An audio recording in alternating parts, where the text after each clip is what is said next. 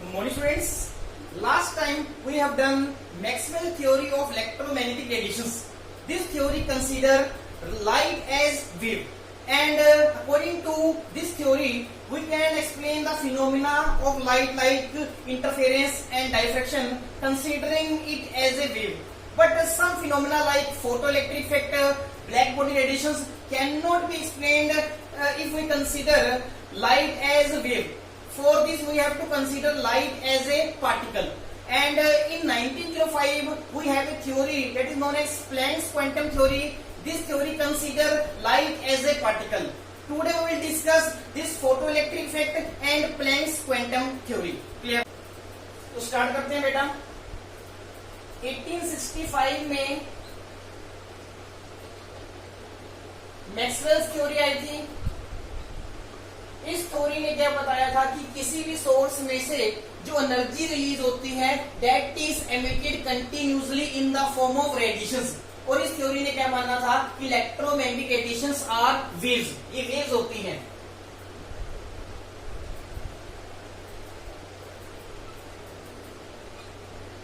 आप ऐसे भी कह सकते हो कि according to this theory light has wave nature. Light का कैसा नेचर है बेटा? वेव नेचर है. ठीक है. अब वेव नेचर कंसीडर करके हम लाइट के फिनोमेना लाइक डाइफ्रैक्शन, इंटरफेरेंस को एक्सप्लेन कर सकते हैं. ठीक है. बट हम आगे दो फिनोमेना पढ़ेंगे that is known as photoelectric effect and black body radiations. These two radiations cannot be explained if we consider light as a wave. इसके लिए हमें क्या एज्यूम करना पड़ेगा? Light has particle nature.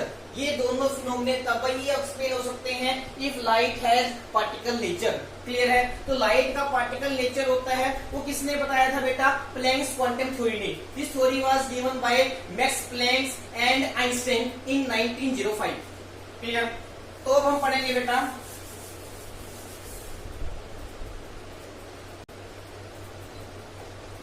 Planck's quantum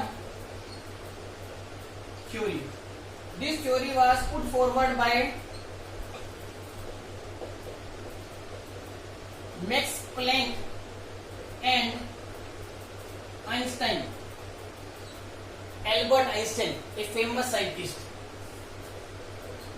Postulates of this theory were बेटा हमने Maxwell theory पढ़ा था कि जो किसी भी सोर्स में से जो लाइट एनर्जी एमिट होती है जिसको हम रेडिएंट एनर्जी बोलते हैं वो कंटिन्यूसली एमिट होती है in the form of waves. Waves की फॉर्म में वो कंटिन्यूसली एमिट होती रहती है. These waves are also known as electromagnetic radiations. ये थ्योरी करती है बेटा सोर्स में से जो एनर्जी एमिट होती है that is known as radiant energy वो कंटिन्यूसली एमिट नहीं होती, वो डिसकंटिन्यूसली एमिट होती है in the form of packets of energy. मतलब लाइट जो है कंटिन्यूसली ऐसे एमिट नहीं करेगी. लाइट जो है छोटे छोटे पैकेट्स की फॉर्म में निकलेगी. Means this is one packet, second packet, third packet, fourth packet. Radiant energy will be emitted discontinuously and it will be released in the form of small packets of energy.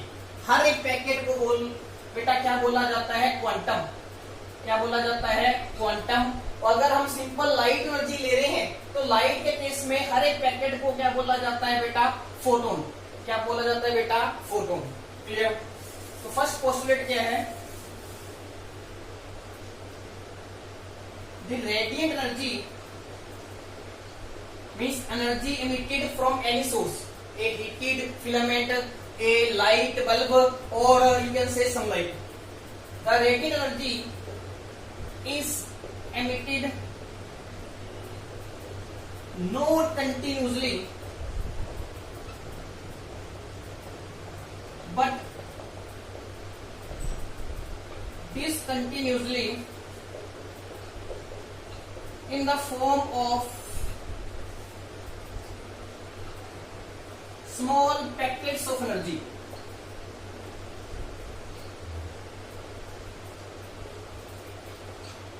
Each such packet is called quantum. हर एक packet को बेटा क्या नाम दिया, quantum. Means radiations कोई भी हैं, एक्सरेज हैं, गामा रेज हैं, ठीक है, माइक्रोवेव वेव्स हैं, ठीक है, रेडियो वेव्स हैं, कोई भी रेडिएशंस हैं, उन सभी रेडिएशंस में जो एनर्जी रिलीज होगी वो डिसकंटिन्यूसली रिलीज होगी इन the form of packets. Clear. और हर एक पैकेट को उसने क्या नाम दिया बेटा, क्वांटम। क्लियर। और जिसका प्लूरल क्या था, क्वांटा। क्लियर। अगर वो सिंपल लाइट है तो सिंपल लाइट के केस में हर एक पैकेट को क्या बोला जाएगा, फोटोन।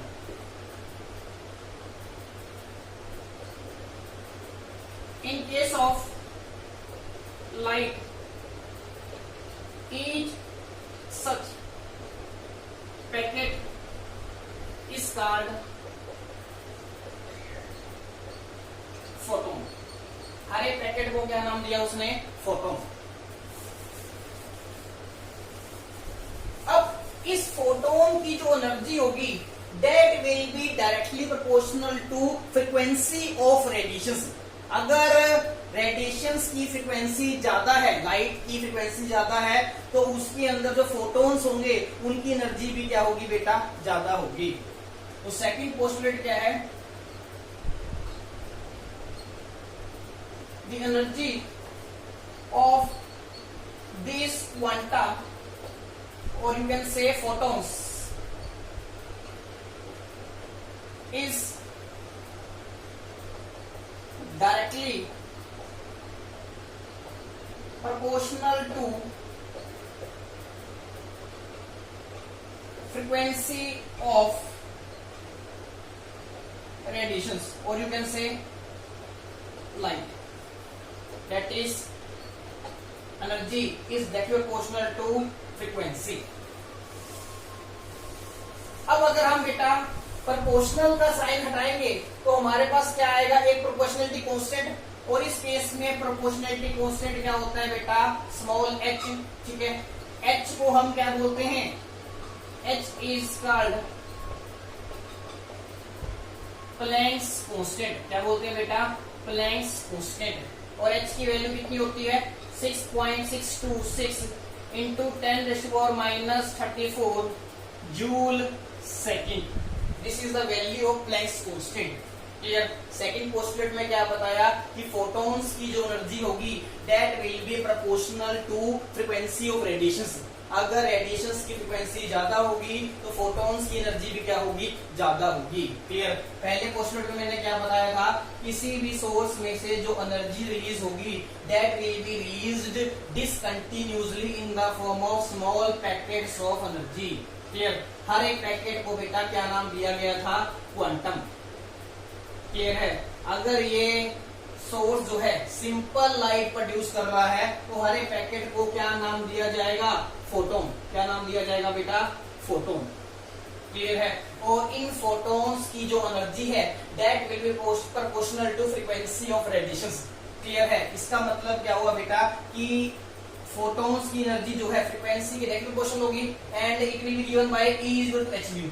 अब इसका मतलब ये नहीं है कि बहुत सारे फोटॉन्स जो निकल रहे हैं, ठीक है, सभी फोटॉन्स की एनर्जी क्या होगी, अलग अलग होगी। क्लियर। ऐसा नहीं है, all photons will carry equal energy. इस फोटोन की एनर्जी भी सेम होगी, इस फोटोन की एनर्जी भी क्या होगी, सेम होगी, इसकी भी क्या होगी, same. That will be given by hν। Clear है। अब सपोज करते हैं अगर एक ही फोटोन रिलीज होता है तो टोटल एनर्जी एमिट कितनी होगी बेटा, hν। अगर 2 फोटॉन्स एमिट होते हैं तो एनर्जी रिलीज कितनी होगी, 2hν। अगर 3 फोटॉन्स रिलीज होते हैं तो एनर्जी रिलीज कितनी होगी, 3hν। अगर 100 फोटॉन्स रिलीज होते हैं तो टोटल एनर्जी रिलीज कितनी होगी, 100 into hν। Means total energy जो रिलीज हो रही है वो हमेशा कितनी होगी, nhν, where n is always positive integer. n की वैल्यू कभी भी फ्रैक्शन में नहीं हो सकती। क्लियर है। अगर हम सपोज करते हैं कि एक फोटोन की एनर्जी 2 जूल्स है, क्लियर है, तो टोटल एनर्जी जो रिलीज होगी वो 2 जूल्स होगी, 4 जूल्स होगी, 6 जूल्स होगी, 8 जूल्स होगी, 10 जूल्स होगी। क्लियर। वो ऐसे हो सकती है, it can not be like 1 joule, 3 joule, 5 joule, 7 joule. Clear, etcetera. Clear है। Means total energy release will be equal to sum integral multiple of h nu. That will be integral multiple of h nu. It cannot be fractional multiple of h nu. Clear है? n की value fractional में नहीं हो सकती. Clear? मैंने क्या बताया आपको, अगर h nu की वैल्यू 2 जूल्स है, ठीक है, तो अगर एक फोटोन रिलीज हुआ है तो 2 जूल्स की एनर्जी रिलीज होगी. 2 फोटोन रिलीज हुए हैं तो 4 जूल्स की एनर्जी रिलीज होगी. 3 रिलीज हुए हैं तो 6 जूल्स की एनर्जी रिलीज होगी. अगर 100 फोटोन्स रिलीज हुए हैं तो इसका मतलब 200 जूल्स एनर्जी रिलीज होगी टोटल. क्लियर है? It can not B fractional multiple of H new. Clear है? ऐसा नहीं हो सकता कि 0.5 into 2 means 1 joule energy release हो जाए. क्लियर? एन की वैल्यू हमेशा पॉजिटिव इंटीजर रहेगी. क्लियर? क्योंकि ऐसा तो हो नहीं सकता कि 1.5 फोटोन्स रिलीज हो जाए, 2.5 फोटोन्स रिलीज हो जाए, 2.8 फोटोन्स रिलीज हो जाए. ठीक है, फोटोन्स हमेशा रिलीज होंगे in terms of positive integer. या 1 रिलीज होगा, 2 रिलीज होगा, 3 रिलीज होगा, 4 रिलीज होंगे, इस तरह से. क्लियर है? तो थर्ड पोस्टुलेट क्या कहता है बेटा? टोटल एनर्जी रिलीज्ड और एब्जॉर्ब. सपोज एक सोर्स जो है एनर्जी रिलीज कर रहा है, ठीक है, and any other object is absorbing that radiations. ठीक है, तो हम दोनों ही केसेस में बता रहे हैं टोटल एनर्जी रिलीज्ड और absorbed is given by E is equal to NH nu, where N is always a positive integer. N cannot be a fractional value. n की फ्रैक्शन में वैल्यू नहीं हो सकती. क्लियर है? इसका मतलब जो है फिक्स है कि कितनी एनर्जी रिलीज होगी. It can B 1h nu, it can B 2h nu, it can B 3h nu, it can 4h nu. Clear? Means n क्या होगा? पॉजिटिव इंटीजर होगा. इसका मतलब क्या हुआ? थर्ड पोस्टुलेट कहता है कि जो एनर्जी रिलीज होगी या एब्जॉर्ब होगी दैट इज ऑलवेज फिक्स्ड. वो फिक्स रहती है. क्लियर है? अगर हमें एक फोटोन की एनर्जी पता है तो टोटल एनर्जी जो रिलीज होगी that will be always NH nu. Clear है? तो थर्ड पोस्टुलेट को हम ऐसे भी कह सकते हैं, टोटल एनर्जी रिलीज्ड और एब्जॉर्ब्ड इज फिक्स्ड. इसको आप केमिस्ट्री की लैंग्वेज में क्वांटाइज्ड भी कहते हो. Quantised means fixed. Clear? Fixed amount of energy ही रिलीज होगी.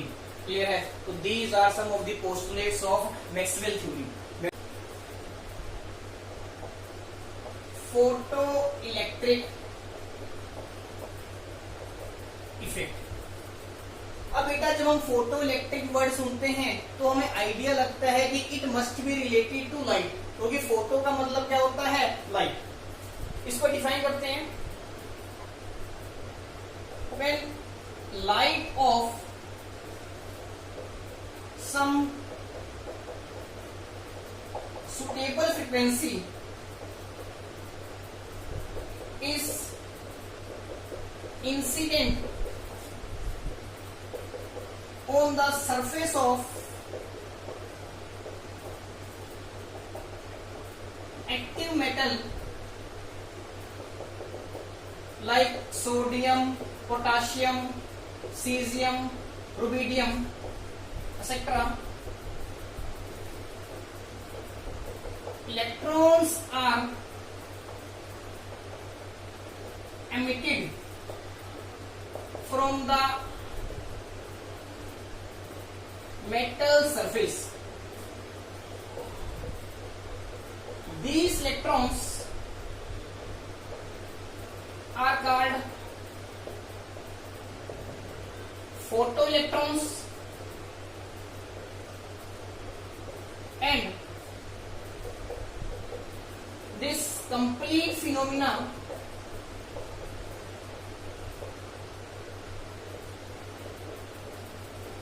is called photo electric effect. अब इस इफेक्ट को समझते हैं बेटा। इस केस में आपने एक्टिव मेटल लेना है। एक्टिव का मतलब होता है रिएक्टिव, मीन्स ऐसे metals which are highly electropositive like sodium, potassium, caesium, rubidium etcetera. ठीक है, आपने क्या करना है, इस मेटल के सरफेस के ऊपर सुटेबल फ्रीक्वेंसी की लाइट इंसिडेंट करनी है। ठीक है, इसके सरफेस के ऊपर you have to incident the radiations of suitable frequency. अब सुटेबल फ्रीक्वेंसी का मतलब क्या है बेटा, मैं आगे आपको बताऊंगा। ठीक है, अब आप सुटेबल फ्रीक्वेंसी की अगर लाइट इस सरफेस के ऊपर एमिट करोगे तो क्या ऑब्जर्व किया गया है बेटा, इसके सरफेस में से इलेक्ट्रॉन्स एमिट करते हैं। These electrons are known as photoelectrons. इन इलेक्ट्रॉन्स को क्या बोलते हैं, photoelectrons. And this complete phenomena is known as photoelectric effect. इसको क्या बोला जाएगा बेटा, फोटोइलेक्ट्रिक इफेक्ट। अब इसको पढ़ते हैं। When light of suitable frequency is incident on the surface of active metals, electrons are emitted from the metal surface. These electrons are called photoelectrons and the complete phenomena is called photoelectric effect. Metal का surface लिया है हमने, इसके metal के surface के ऊपर suitable frequency की light incident की गई है। उसके बाद क्या होगा, इस मेटल के सरफेस में से इलेक्ट्रॉन्स एमिट करेंगे, जिसको हम क्या बोलते हैं, फोटोइलेक्ट्रॉन्स। क्लियर है। अब इसके पीछे रीजन क्या है वो हम आगे समझेंगे। पहले समझते हैं सुटेबल फ्रीक्वेंसी का मतलब यहां पर क्या है। नेक्स्ट पढ़ेंगे बेटा, threshold energy and threshold frequency.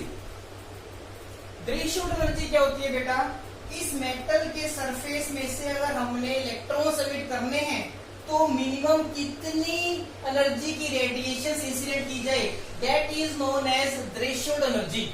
तो थ्रेशोल्ड एनर्जी को बेटा कैसे डिफाइन करोगे, it is the minimum amount of energy required to eject the electrons from the surface of metal। Metal के सरफेस पे मिनिमम कितनी एनर्जी की लाइट इंसिडेंट की जाए जिससे इलेक्ट्रॉन्स इजेक्ट हो सके मेटल सरफेस में से, that is known as threshold energy. Clear. अब आपको पता है रेडिएशंस जब हम इंसिडेंट करेंगे उन रेडिएशंस की एक पर्टिकुलर एनर्जी होगी, पर्टिकुलर फ्रीक्वेंसी होगी और पर्टिकुलर क्या होगी, वेवलेंथ। ठीक है, हमने अभी बताया है कि अगर हमने इस मेटल के सरफेस में से इलेक्ट्रॉन्स इजेक्ट करने हैं तो रेडिएशंस की मिनिमम एनर्जी कितनी होनी चाहिए, थ्रेशोल्ड एनर्जी। अब इस थ्रेशोल्ड एनर्जी कोरस्पोंडिंग रेडिएशंस की कुछ फ्रीक्वेंसी भी होगी। Clear, that frequency is known as threshold frequency. Clear. तो थ्रेशोल्ड फ्रीक्वेंसी को बेटा कैसे डिफाइन करेंगे, the minimum frequency of incident radiations that is required to eject the electrons from metal surface is called threshold frequency। Clear है बेटा। Incident radiations की minimum कितनी frequency होनी चाहिए कि मेटल सरफेस में से इलेक्ट्रॉन निकल सके, that minimum frequency is known as threshold frequency. ऊपर हमने पढ़ा था बेटा थ्रेशोल्ड एनर्जी। थ्रेशोल्ड एनर्जी को बेटा हम वर्क फंक्शन भी कहते हैं। Function of metal by W note, ठीक है। अब बेटा हर एक मेटल का अपना एक अलग वर्क फंक्शन होता है, ठीक है। कई मेटल्स का वर्क फंक्शन कम होता है, उनमें से इलेक्ट्रॉन्स इजेक्ट करना इजी होगा। कई मेटल्स का वर्क फंक्शन ज्यादा है तो उसमें से इलेक्ट्रॉन्स इजीली इजेक्ट नहीं होंगे। क्लियर है? सपोज हम एक सिचुएशन अज्यूम करते हैं,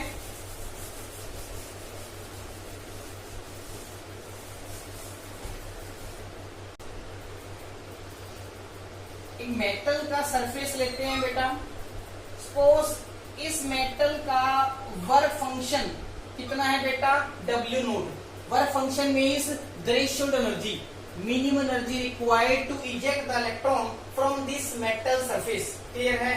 अब अगर इसका वर्क फंक्शन W नोट है तो इसकी थ्रेशोल्ड फ्रीक्वेंसी की वैल्यू कितनी होगी बेटा? आपको पता है एनर्जी और फ्रीक्वेंसी में क्या रिलेशनशिप होता है? E is equal to H nu. पीछे आपने प्लैंक्स क्वांटम थ्योरी में पढ़ा था, ठीक है। तो अगर इस मेटल का वर्क फंक्शन W नोट है तो इसकी एनर्जी कैसे दी जाएगी? W naught is equal to H into nu naught. Clear? और न्यू नोट यहाँ पर क्या है बेटा? Threshold frequency, threshold frequency. तो थ्रेशोल्ड फ्रीक्वेंसी को हम बेटा किससे रिप्रेजेंट करते हैं? न्यू नोट से, ठीक है। और वर्क फंक्शन को किससे रिप्रेजेंट करते हैं? W नोट से। और W नोट का फॉर्मूला क्या होता है बेटा? H न्यू नोट, ठीक है। इस मेटल के सरफेस के ऊपर हम लाइट इंसिडेंट कर रहे हैं। सपोज इस रेडिएशंस की एनर्जी कितनी है बेटा? E is equal to H nu, ठीक है। और यहाँ पर E की वैल्यू क्या है? It is greater than W naught और it can be equal to W naught. Clear? तो कि मिनिमम एनर्जी कितनी चाहिए इलेक्ट्रॉन्स को इजेक्ट करने के लिए? W note. तो इलेक्ट्रॉन्स तो तभी इजेक्ट होंगे ना अगर हम इंसिडेंट रेडिएशंस ऐसी लेंगे जिनकी मिनिमम एनर्जी W नोट के इक्वल होगी या उससे क्या होगी? ज्यादा। क्लियर है? तो इन रेडिएशंस की एनर्जी कितनी है? इक्वल टू और greater than W naught. Clear? और यहाँ पर जो न्यू है और न्यू की वैल्यू भी यहाँ पर क्या होगी बेटा? It will be greater than new note. New naught क्या है बेटा? Threshold frequency. मिनिमम फ्रीक्वेंसी कितनी चाहिए इलेक्ट्रॉन को बाहर निकालने के लिए? न्यू नोट, ठीक है। और हम जो लाइट इंसिडेंट कर रहे हैं वो लाइट इलेक्ट्रॉन्स को तभी इजेक्ट कर पाएगी अगर उसकी फ्रीक्वेंसी न्यू नोट से ज्यादा होगी या न्यू नोट के इक्वल होगी। क्लियर है? तो ये इंसिडेंट रेडिएशंस है, they have energy equal to E which is given by E is equal to h new. Clear है? ये रेडिएशंस इस मेटल के ऊपर स्ट्राइक करेंगी, उससे क्या होगा बेटा? इसमें से इलेक्ट्रॉन्स इजेक्ट होंगे बाहर। Clear? these electrons are known as photo electrons. Clear? अब हम करेंगे बेटा photo electric question. This question was given bye Einstein. Students, now let us derive mathematical expression for photoelectric effect.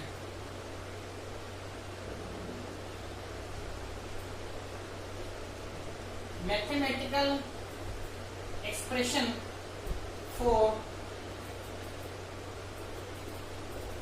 photoelectric effect.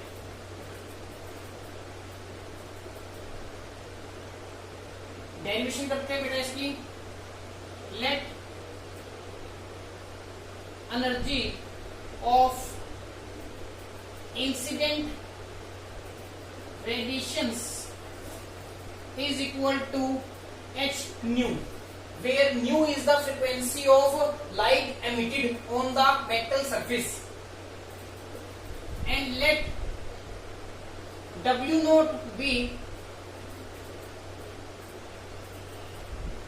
Work function of metal. Work W note का formula क्या है बेटा? H new naught. यहाँ पर क्या है बेटा? जो न्यू है that is greater then new note. New क्या है बेटा? Frequency of incident radiations, and new naught क्या है? Threshold frequency of the metal. और E is also greater than W note. E क्या है? एनर्जी ऑफ इंसिडेंट रेडिएशंस, और W क्या बेटा? Work function of the metal. अब यहाँ पर देखो क्या हो रहा है, लाइट इंसिडेंट कर रहे हैं हम जिसकी एनर्जी कितनी है h न्यू। अब इस एनर्जी में से some part of energy will be consumed to eject the electrons out from this metal surface। वो एनर्जी कितनी है बेटा, h न्यू नोट के इक्वल। क्लियर? तो एनर्जी बचेगी कितनी, h new minus h new note. अब ये जो एनर्जी बचेगी that energy will be taken by electrons ejected out, और वो एनर्जी क्या बनेगी, काइनेटिक एनर्जी ऑफ द फोटोइलेक्ट्रॉन्स। वो एनर्जी क्या बनेगी बेटा, काइनेटिक एनर्जी ऑफ द फोटोइलेक्ट्रॉन्स। अब जितनी भी एनर्जी बचेगी, क्लियर, वो फोटोइलेक्ट्रॉन्स की काइनेटिक एनर्जी उसी केस में बन सकती है अगर इजेक्टेड इलेक्ट्रॉन्स अपनी एनर्जी को कहीं पर भी लूज नहीं करते। क्लियर है? तो हम नेक्स्ट स्टेप क्या करेंगे बेटा, if ejected electrons does not lose their